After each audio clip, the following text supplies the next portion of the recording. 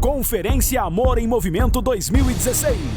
De 2 a 6 de maio, na Bíblica da Paz. Diante do trono, Pastor Luciano Subirá, Aline Barros, Apóstolo Rina, Fernandinho, Pastor Felipe Valadão, Pastor Cláudio Duarte, André Valadão, Pastor Gui Rebustini. E no dia 6, gravação do CD e DVD do Amor em Movimento.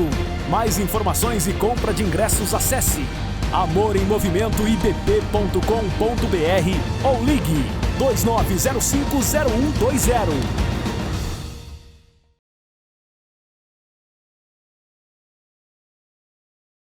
Isaías 55, eu vou ler o versículo 8 e 9 com vocês. Primeiramente, porque eu vou ler mais alguns depois. Acharam aí? Vê se está certo o começo. Porque os meus pensamentos, acertei hoje? Amém. Então vamos lá. Porque os meus pensamentos não são os vossos pensamentos, nem os vossos caminhos os meus caminhos, diz o Senhor. Porque assim como os céus são mais altos do que a terra, assim são os meus caminhos mais altos do que os vossos caminhos, e os meus pensamentos mais altos do que os vossos pensamentos. Amém? Nós te agradecemos, Pai, por essa noite tão especial. Pedimos que o Senhor venha falar aos nossos corações. Nós queremos ouvir a Tua voz. Nós não queremos ouvir apenas a voz do Guilherme, mas nós queremos ouvir o Senhor através da voz do Guilherme. Que a Tua palavra finque nos nossos corações nesta noite e nos cause alguma coisa, que nos cause mudança, Pai. Nós queremos sair deste lugar diferentes. Nós queremos sair deste lugar conhecendo um pouco mais o Senhor. Que seja feita a Tua vontade neste lugar. Nós te pedimos em nome de Jesus. Em nome de Jesus. Amém. Olha que coisa interessante que Deus está dizendo. Porque os meus pensamentos não são os vossos pensamentos, nem os vossos caminhos os meus caminhos, diz o Senhor. Basicamente Deus está dizendo: vocês não sabem nada. Vocês acham que vocês sabem a forma que eu trabalho? Vocês imaginam os caminhos que eu posso guiar vocês? Mas a grande realidade é que Deus está dizendo: olha, vocês não conseguem imaginar da forma que eu imagino. Vocês não conseguem pensar da forma que eu penso. O caminho que vocês enxergam, na verdade, os caminhos que eu enxergo para a vida de vocês é muito mais alto, é muito além, é muito maior, é muito mais poderoso. Mas a grande realidade é que o nosso guia, o guia para as nossas vidas, nós sabemos que é a palavra de Deus. E a palavra de Deus, o que é? É a Bíblia. A Bíblia é a palavra de Deus. Só que eu vejo que um grande problema é que muitas vezes nós queremos colocar Deus dentro de uma caixa.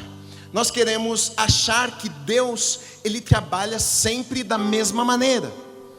Porque muitas vezes olhamos na Bíblia e vemos algumas formas que Deus está trabalhando e achamos: puxa, Deus trabalha desse jeito, Deus trabalha desse jeito também, Ele trabalha desse jeito. Puxa, Jesus veio e Jesus fez isso, Jesus fez aquilo. Então a gente imagina que Jesus e Deus, eles podem fazer apenas aquilo que a Bíblia está dizendo que eles fizeram.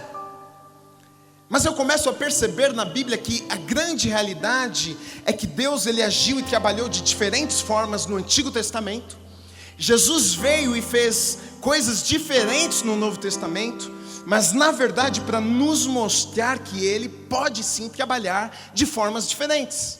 Ele veio para nos mostrar. Jesus, quando Ele veio e operou alguns milagres e Ele curou algumas pessoas, nós percebemos que os milagres de Jesus foram diferentes.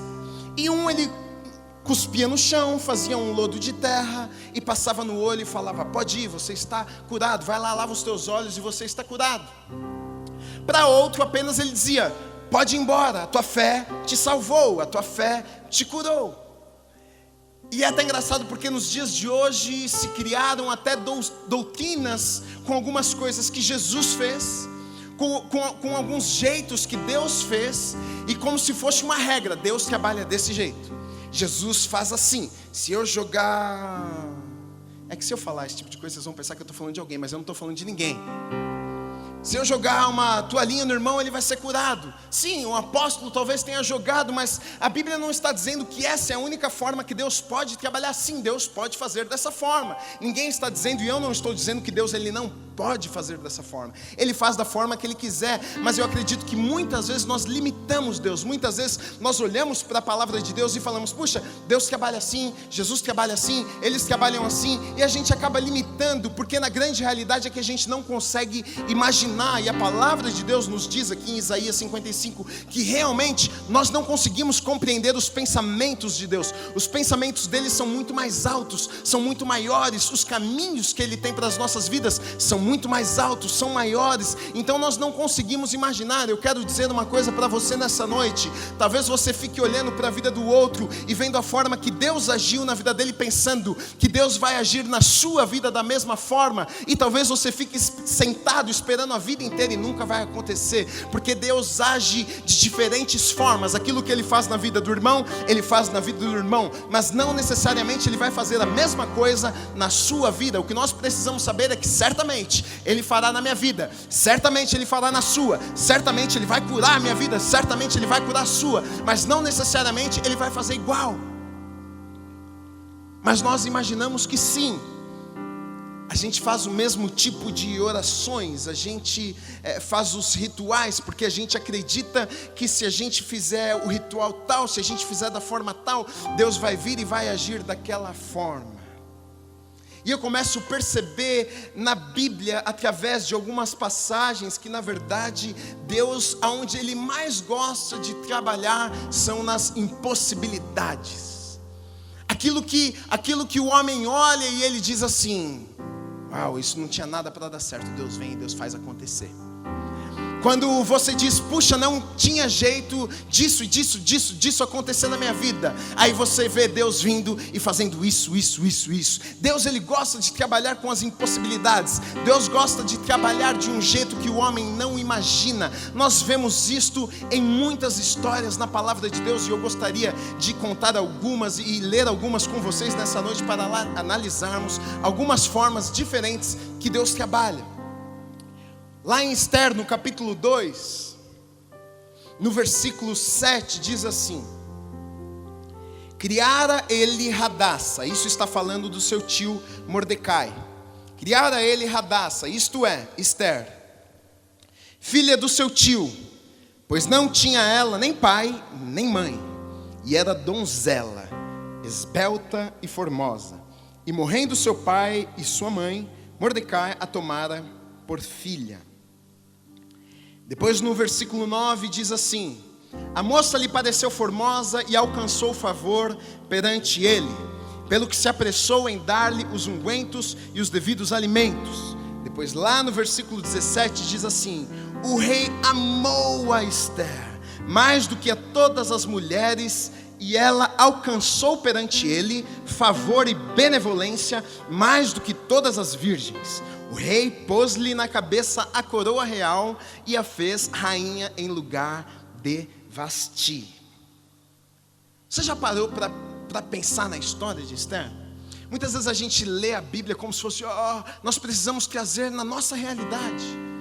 Precisamos nos colocar dentro da história. Aqui no versículo 7 começa falando dessa moça chamada Esther, e a Bíblia conta que essa moça, ela estava sendo criada pelo seu primo Mordecai, porque na verdade o seu pai e a sua mãe haviam morrido. A Bíblia não conta o porquê o pai e a mãe haviam morrido, mas a Bíblia apenas diz que ela era uma menina órfã. Você pode imaginar a situação dessa menina? Na verdade, essa menina, ela está em Suzã. Na verdade, ela era judia. Ela estava ali naquele lugar porque o povo havia sido levado cativo para aquele lugar. Então ela está em terra estranha. Ela está em um lugar onde não era familiar. Ela está com pessoas que não eram o seu povo, os seus familiares. Talvez alguns ficaram, outros foram. Pior do que isso, ela não tinha pai e nem mãe. Nós sabemos que a coisa mais importante das nossas vidas é o nosso pai e a nossa mãe. São os nossos referenciais. São aqueles que no momento de dificuldade realmente das nossas vidas, são as pessoas que nós sabemos que nós podemos correr e chorar no colo do pai, chorar no colo da mãe, que nós sempre vamos encontrar alento, nós sempre vamos encontrar pessoas que estão cuidando de nós. Na verdade, é para ser assim. Talvez alguns não encontrem isso, mas deveria ser assim. E Esther, essa garota que vive assim, ela está naquele lugar esquisito, ela está em terra estranha, ela está num lugar onde foram levados como escravos para um cativeiro, trabalhando ali para outro povo, fora da sua terra. E eu fico tentando imaginar aquela moça, aquela garota, na sua juventude, porque ela viveu, ela teve uma vida como eu e como você. Talvez, eu não sei como era na época, mas ia para a escola, estudava. Não sei se tinha dia dos pais e dia das mães, mas se tivesse dia dos pais, todos estavam festejando na escolinha, menos ela. Se tivesse dia das mães, todos lá na escolinha desenhavam um desenhinho para entregar para a mamãe quando chegasse em casa. Mas não Esther. Se tivesse festinha de aniversário, os pais levavam as crianças, mas não Esther. Talvez crianças até zombavam dela, eu não sei. Ou talvez alguns traumas foram desenvolvidos na vida dela, porque a gente sabe que uma criança sem pais, ela com certeza não tem a mesma estrutura. Pode ser que aquela menina, ela cresce com traumas, pode ser que ela cresce talvez achando que ela não seria nada na vida dela. Na verdade, quando nós olhamos para o versículo 7, a gente pode fazer uma leitura e imaginar quem seria Esther. A gente pode olhar para a história de Esther, olhar para esse versículo e dizer assim: puxa, Gui, essa garota, essa menina, essa moça, provavelmente não vai dar muito certo na vida. Provavelmente, talvez foi uma garota que se perdeu por aí, e nós olhamos isso, nós podemos enxergar isso, nós trouxermos para a nossa realidade. Uma menina abandonada, uma menina que o seu primo pega, talvez por dó, talvez olhou e falou assim: puxa, o que vai ser dessa garota? Deixa eu pegar ela, deixa eu ajudar ela, deixa eu cuidar dela, porque tadinha, está sem pai, está sem mãe. Esther, na verdade, tudo talvez contribuía a favor de ela não ser nada, de ela não ser ninguém na vida. Mas a gente vai lendo o livro tem apenas 10 capítulos, mas no mesmo capítulo, no versículo 9, diz assim: a moça lhe pareceu formosa, porque naquele tempo, na verdade, o primo dela pegou ela, porque nós sabemos da história. Eu vou só dar um resumo, talvez você não conheça. O rei daquela época, Assuero, ele fica bravo com a rainha Vasti, porque ele estava dando uma festa e ele convoca ela para vir até a presença dele. Ela não quis ir até a presença dele, ele fica irado, ele fica muito bravo. Então ele, com os seus eunucos, com os seus servos ali, começam a discutir o que eles deveriam fazer com a rainha, por causa daquilo que a rainha havia feito. Então os homens dizem: olha, rei, se nós não fizermos nada, as nossas mulheres não vão nos respeitar, então nós precisamos fazer alguma coisa. A rainha desobedeceu a voz, a ordem do rei. Então o rei diz, ele concorda, diz: puxa, é verdade, vamos fazer alguma coisa. Então eles decidem tirar a rainha, tirar a Vasti do reinado, e ela perde o reinado. E agora o rei está em uma situação que ele está vivendo sozinho, ele está triste, ele está para baixo. Então os seus servos dão a ele uma ideia, falam: puxa, rei, eu acho que nós poderíamos procurar uma serva, uma mulher virgem, para vir e estar com o Senhor, para colocarmos como rainha. O rei gosta da ideia, e aí começam a fazer uma seleção de mulheres para ir até a presença do rei. Havia toda uma preparação, a mulher ficava 1 ano tomando banho de unguento, banheira, tomava não sei o que, chegava cheirosa depois de 1 ano na presença do rei. O rei era enjoado. Aí, o que acontece? O primo de Esther, ele ouve falar: puxa, por que não Esther? Vou levar Esther. E aí ele decide levar Esther. E aí aqui no versículo 9 conta que Esther chega na presença do rei e diz assim: a moça lhe pareceu formosa e alcançou favor perante ele, pelo que se apressou em dar-lhe os ungüentos e os devidos alimento. Existe algo em você que Deus quer usar a seu favor. Talvez você se sinta como Esther, talvez ela se sentia desprovida de tantas coisas. E talvez você se sinta assim também, talvez você seja uma pessoa que se sinta desprovido. Deus, eu não nasci tão inteligente assim. Deus, eu não nasci em um lar que me surgiram oportunidades. Pai, eu não tive a oportunidade de estudar. Pai, eu não tive as conexões corretas para chegar no lugar onde eu sonhava estar. Deus, eu não sou tão bonito assim, tão bonita assim. Mas eu quero que você saiba que Deus nunca vai deixar sem você alguma coisa. Na verdade, sempre existe algo que Ele colocou na sua vida e Ele vai usar para reverter a tua situação. Parece até bobo, mas aquilo que Deus havia dado para Esther era beleza.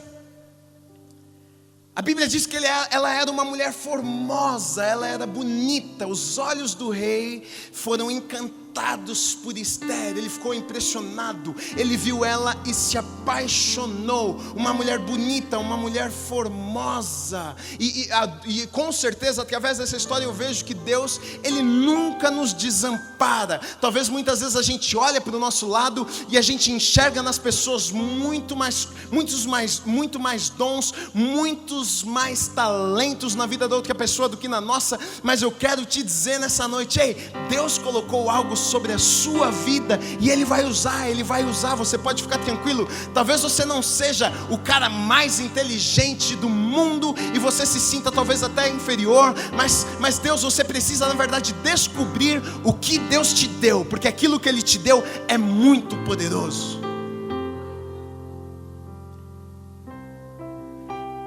Aí os feinhos estão tristes agora, pensando, rapaz, mas eu não sou bonito assim. Você está pensando, mas eu não sou tão inteligente assim agora. Deixa eu falar uma coisa para vocês. A gente precisa ajudar Deus também. Viu? Tem a nossa parte e tem a de Deus. Nós precisamos ajudar. Porque tem gente que ora, que clama, que chora, mas não ajuda Deus, gente. Talvez você seja um cara que não seja tão inteligente assim, porque realmente tem pessoas que, na verdade, não é nem que eu acredito que seja mais inteligente, menos inteligente, mas tem pessoas que cresceram estudando e desenvolvendo a sua inteligência, e estudaram em escolas boas e leram a vida inteira, e a sua inteligência foi elevada, o cara ficou mais inteligente, mais esperto. Isso acontece, e talvez, e a gente sabe que hoje o mercado, o meio está difícil, você precisa ser esperto, você precisa ser inteligente, e talvez você se sinta até um pouco inferior, você precisa buscar isso, você precisa estudar. A Bíblia diz que você precisa ser diligente naquilo o que você faz. Agora, se você se sente um pouco menos inferior do que os outros no seu trabalho, você precisa ter alguma outra coisa que chama atenção. Você não é tão inteligente, mas você é o cara mais servo que tem lá dentro. Você não é tão inteligente assim quanto os outros empresários lá da empresa, mas você é um cara de confiança. As pessoas podem confiar em você, você é um cara fiel. Talvez você não seja tão boa pinta assim, mas você está cheirosinho todos os dias. Eu estou falando sério, tem gente que não ajuda Deus, gente. Deus abre uma porta de emprego, o cara vai lá, chega lá, está todo feliz. O primeiro dia do trabalho, a hora que ele vai dar um oi para o chefe quase cai duro para trás. É verdade. Você representa Deus. Você não precisa ser rico, você pode ser pobrinho, mas passar o desodorante bem cafozinho lá e ficar cheirosinho, escovar o dentinho e colocar sua roupinha talvez não tão nova, mas ajeitadinha para estar lá. Você precisa dar do seu melhor, você precisa ser diligente, você precisa ajudar Deus. Deus, Ele quer te ajudar, Deus, Ele quer te abençoar, mas muitas vezes Ele abre algumas portas e a gente chega lá e a gente estraga tudo. Eu ouvi uma pregação certa vez de um pregador que eu gosto muito, T.D. Jakes, e ele fala sobre isso. Ele é um pregador que é considerado o maior pregador, talvez do mundo, pregador da América. Ele já saiu em capas de revistas. Os presidentes o convidam para tomar café da manhã e ouvirem as palavras sábias que ele tem a dizer. E eu ouvi ele falando certa vez que Deus, Ele nunca te coloca em lugares, ou então Ele até te coloca, mas talvez você não volte porque você não está pronto para estar lá. Ele falou, você precisa estar pronto para estar em todas as situações. Ele falou: hoje eu sento à mesa de reis, hoje eu sento com o presidente, porque eu sei me comportar quando eu estou sentado lá. Eu sei ficar quieto, eu sei falar. Mas também eu posso sentar no chão, na esquina, com uma pessoa que tem dificuldade, comer ali um biscoito com ela. E é por isso que Deus me usa em diversos lugares. Deus muitas vezes não usa pessoas da forma que Ele queria e gostaria de usar, porque nós somos culpados, nós não estamos preparados. Deus abre uma porta, mas você quebra tudo. Você chega lá, você chega atrasado, você chega lá bagunçado, e aí você chora e clama a Deus, vem aqui e fala: oh, Deus, me ajuda. Deus que deve estar dizendo: me ajuda você. Deixa eu parar de dar bronca com vocês. Tá bom de bronca hoje. Mas Esther tinha algo, ela era bonita. Talvez ela não tinha outras coisas. Não tinha uma família, não tinha um pai, não tinha uma mãe, não tinha estudo. Talvez não era muito inteligente, talvez não sabia falar direito. Mas a mulher era bonita. Ela chega formosa na presença do rei. Talvez ela sabia se portar. E ela, quando passa, joga o seu cabelo. E o rei olha e fala: uau. E Deus pega e fala: é agora, vou usar isso. Peguei a atenção do rei. Porque na verdade a gente vê que a história lá para frente é muito séria. Parece uma brincadeira, mas é muito séria. O povo hebreu deixaria de ser morto por causa da beleza de Esther. Você já parou para imaginar isso? Depois você fala que Deus não trabalha de formas diferentes. Ele trabalha de formas diferentes. Ele usa uma mulher com a sua beleza para livrar um povo da morte. Esse é o Deus que eu tenho crido. Ele faz coisas diferentes, Ele faz coisas novas todos os dias. Aí no versículo 17 diz: o rei amou a Esther mais do que a todas as mulheres, e ela alcançou perante ele favor e benevolência mais do que todas as virgens. O rei expôs-lhe na cabeça a coroa real. A coroa... Perdi aqui, gente. E a fez rainha em lugar de Vasti. O improvável acontecendo. O improvável. Você não acha que seria muito mais provável? Não seria muito mais fácil? Havia príncipes naquela nação. Haviam pessoas importantes. Você acha que nenhum deles tinha uma filha bonita? Uma filha bem cuidada? Uma filha bem tratada? Seria muito mais fácil Deus falar assim: bom, pega a filha de uma bonita, já está preparada, já está tudo certo, já põe ali do lado do rei. Mas não. Deus usa o improvável. Aquela que veio lá da outra terra. Aquela que era órfã de pai e mãe. E deixa eu te falar uma coisa, talvez você se sinta assim, talvez você se sinta uma pecinha fora da caixa, talvez você se sinta o improvável. A gente prega, a gente fala sobre Deus e você diz: mas a minha história é um pouco diferente. Se segura, aperte os seus cintos, porque Deus gosta de virar a vida de pessoas como a tua.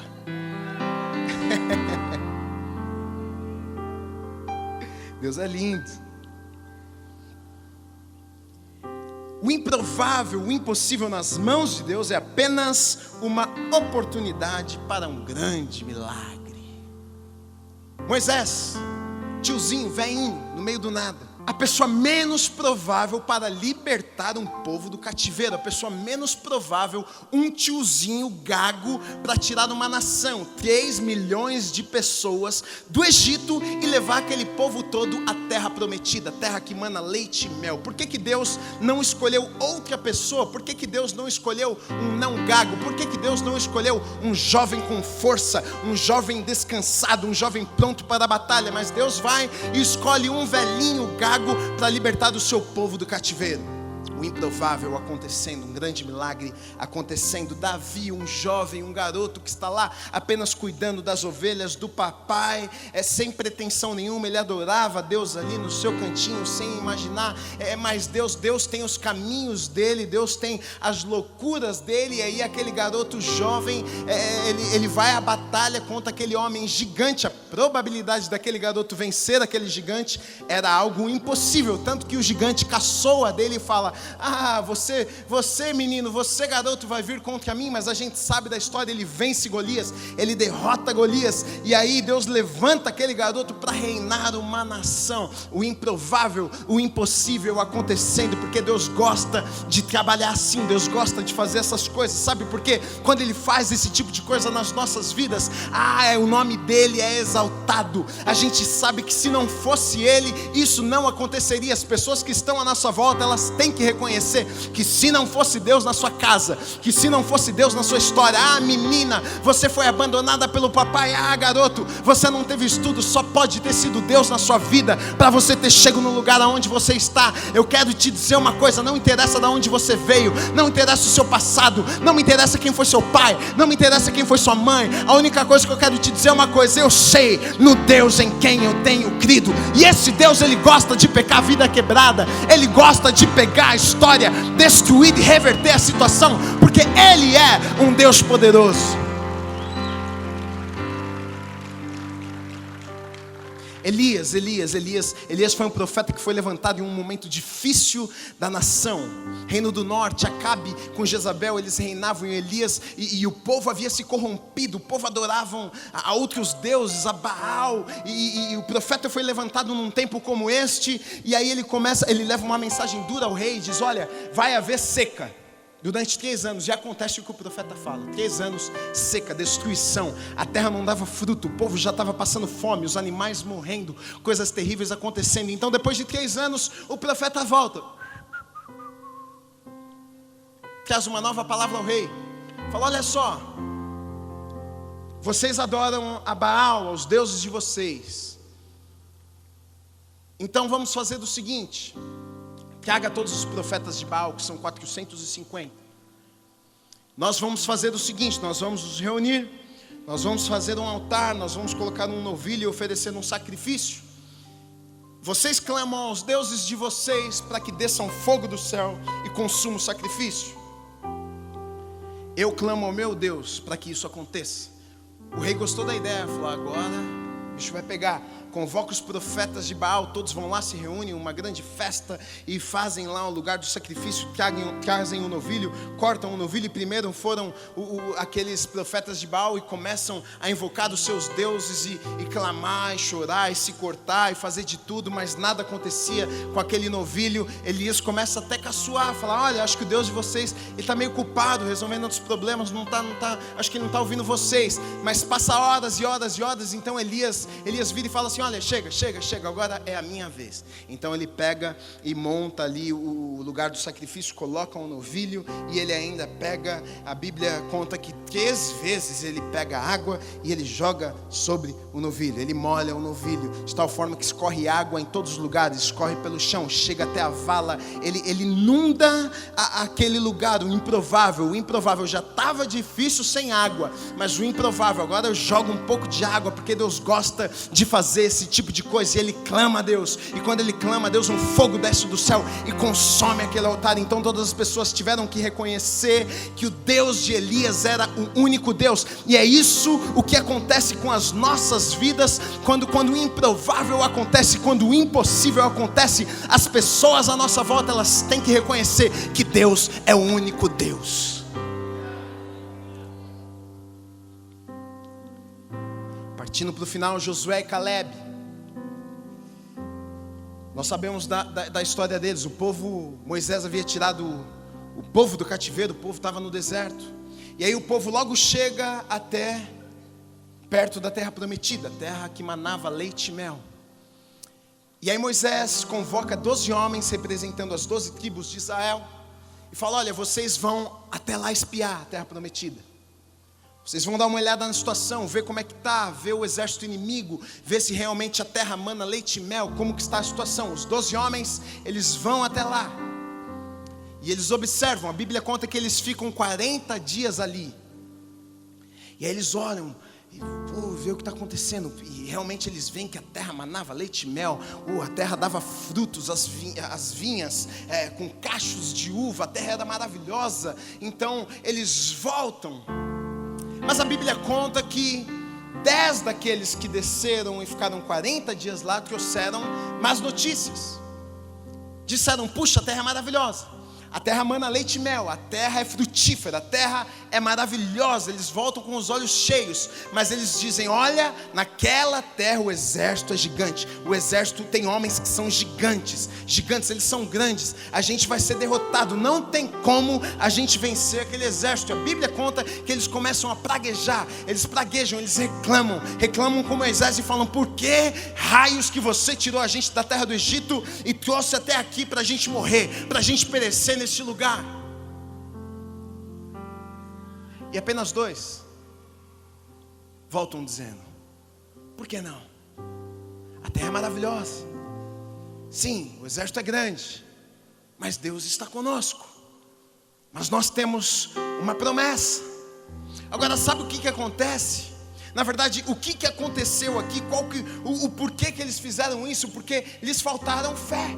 Eles não tiveram fé o suficiente, porque eles sabiam da promessa que Deus tinha para eles. Eles não tiveram fé o suficiente. Eles olharam e falaram assim: não é possível que Deus vai fazer uma coisa como esta. Eles não tiveram fé. E a gente sabe que sem fé é impossível agradar a Deus. Então, se eu não agrado a Deus, eu desagrado a Deus. Se eu não tenho fé, eu não cumpro aquilo que Ele preparou para a minha vida, e aí eu faço coisa que eu não devo fazer, eu desagrado a Deus. E aquele povo desagradou a Deus. E por causa que aquele povo desagradou a Deus, Deus fica irado, Deus fica bravo. E aí Deus diz: olha, eu vou destruir esse povo. Eu vou destruir esse povo. Então Moisés, ele dobra os seus joelhos, ele chora, ele clama, ele pede a favor do povo. Ele fala: Deus, nos perdoa, nos permita conhecer a terra prometida. Deus dá uma palavra e diz: olha, tudo bem, eu ouço sua oração, mas eu vou fazer o seguinte. Olha só, aquele povo já estava na beira da terra prometida. Ele fala: vocês vão ficar, os 40 dias que vocês ficaram, que os 12 ficaram lá espiando, vão se tornar em 40 anos que o povo vai ficar no deserto. Essa geração não vai conhecer a terra prometida, todos vão morrer no deserto. Então quem foram aqueles que entraram na terra prometida? Caleb e Josué, suas famílias. Mas na verdade aqui eu vejo 2 grupos de pessoas. Eu vejo um grupo de pessoas que olham as impossibilidades. Eu vejo um grupo de pessoas que olham as dificuldades e se esquecem de confiar em Deus, o Deus que havia liberado uma palavra. E a grande realidade é que na igreja muitas pessoas se enquadram dentro deste grupo que eu estou falando. Das pessoas que em meio a uma dificuldade, em meio a uma impossibilidade, em meio a algo que parece ser muito grande, parece ser impossível, parece ser difícil demais, então elas dão um passo para trás dizendo: puxa, isso não é possível, então eu vou dar um passo para trás. Mas a grande realidade é que quando nós fazemos isso, nós desagradamos a Deus, porque nós estamos mostrando que nós não estamos tendo fé nele, nós não estamos confiando nele. Se ele nos deu uma palavra, ele é fiel e ele vai cumprir. Não interessa o tamanho do gigante, não interessa o tamanho do exército inimigo, não interessa o tamanho da dificuldade, não interessa o que as pessoas falaram para você. O que interessa é o que Deus diz a seu respeito, e o que Ele diz a seu respeito tem que acontecer. Nós precisamos, nós que estamos dentro da igreja, que conhecemos o Senhor Jesus, nós precisamos estar neste menor grupo. Aqui eu acredito que tenha sido essa divisão para Deus nos mostrar a porcentagem. 10 tiveram medo, 2 tiveram fé. E a grande realidade é que é esta realidade. Poucos são aqueles que olham as impossibilidades, poucos são aqueles que olham um gigante e conseguem perceber através deste gigante que é uma grande oportunidade de Deus fazer um grande milagre. Mas é difícil. Claro que eu sei que é difícil. Você acha que eu não tenho problema? Nos últimos tempos, acredite em mim, eu estou tendo uma fé de leão, com força. Às vezes é difícil, estou dizendo que é fácil, mas quando nós damos o passo, quando nós olhamos para a impossibilidade, quando nós olhamos para aquilo que é impossível, e quando a gente está debaixo de uma palavra do Senhor, a gente pode ir, sabe por quê? Como Davi disse a Golias: olha, você vem com armas, você vem com exército, mas eu vou com aquele que é.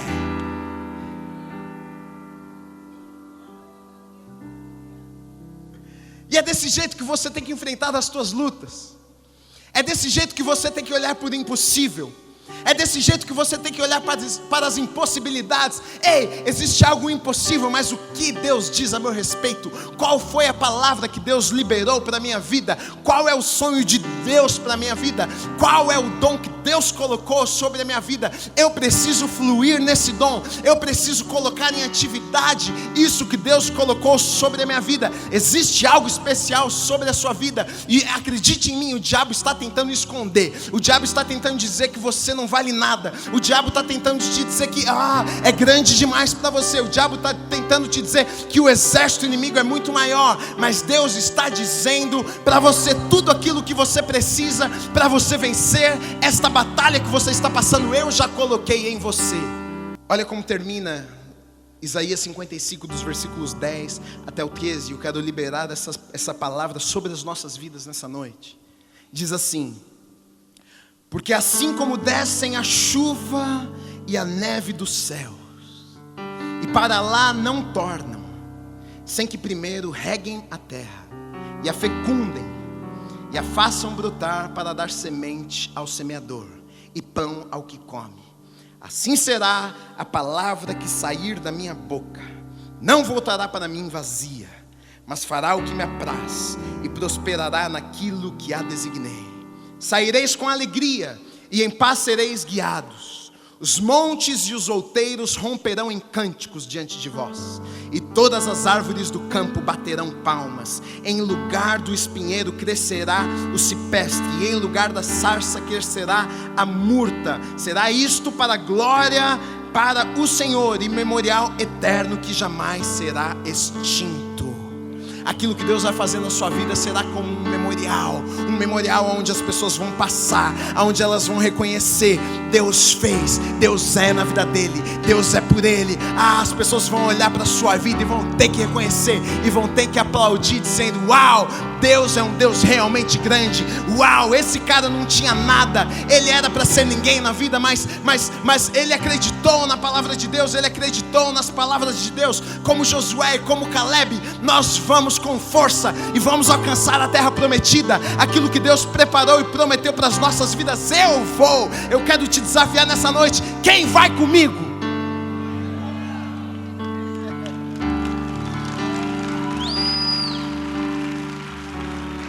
Eu tô indo, eu tô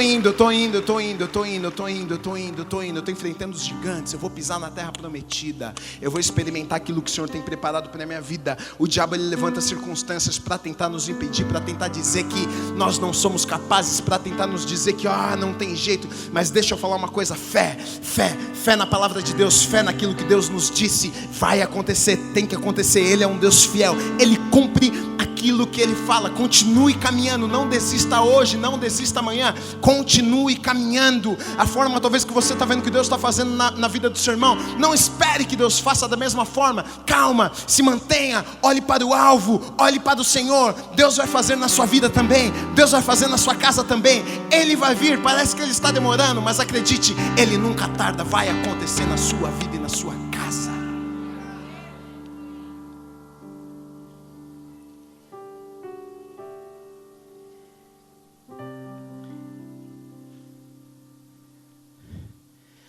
Quantos querem fazer parte desses dois comigo?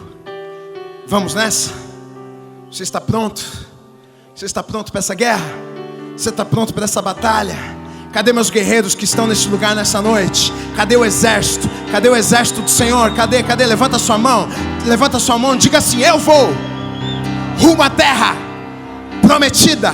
Eu vou conquistar aquilo que Deus tem preparado para a minha vida, em nome de Jesus. Você pode aplaudir esse Deus maravilhoso? Glória a Deus. Pode levantar do seu lugar.